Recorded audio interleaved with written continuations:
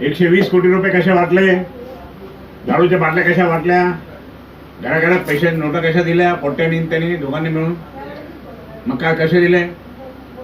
मग हे कोणामुळे झाले? तुमच्यामुळे झालं ना. आज माझ्यासारखा आज रडतात लोक की तुमच्यासारखा माणूस त्या ठिकाणी काम करणारा माणूस त्या ठिकाणी आज पराभूत झाला. आता कोणीच काही लक्ष देत नाही. लाईट गेले तर लक्ष. मी दर महिन्यात मीटिंग घ्यायचो इलेक्ट्रिसिटीचे, दर महिन्यात घ्यायचो, 4 तास बैठक घ्यायचो. त्यामुळे अनेक प्रश्न सुटले. मी दर 3 महिने त्या ठिकाणी म्हणजे ग्रामीण योजना आणि शहरी योजनेच्या मी बैठका घ्यायचो अनेक वेळेस. आणि मी खूप व्हिजिट करायचो. मी हे करायचो. वाट कोणी लावली? वाट तुम्ही लावली. लोकांना दारू पाजून त्या ठिकाणी लोकांना मतं घेतले. दारू पाजून लोकांचे मतं घेतले. दारू पाजून नाही. व्यवसाय असला तर काय की तुम्ही मग व्यवसाय पाहता, लोकांची सेवा नाही पाहत. आम्ही असं करतो का आमची म्हणजे व्यवसाय पाहायचा आणि लोकांना सोडून द्यायचं असं नाही. हे त्याचं काम आहे. ते म्हणतात आता फेरे साहेबांनी नातवंड सांभाळावे. आणि आता ते मी त्या थर्ड क्लास माणसाची काही बोलत नाही.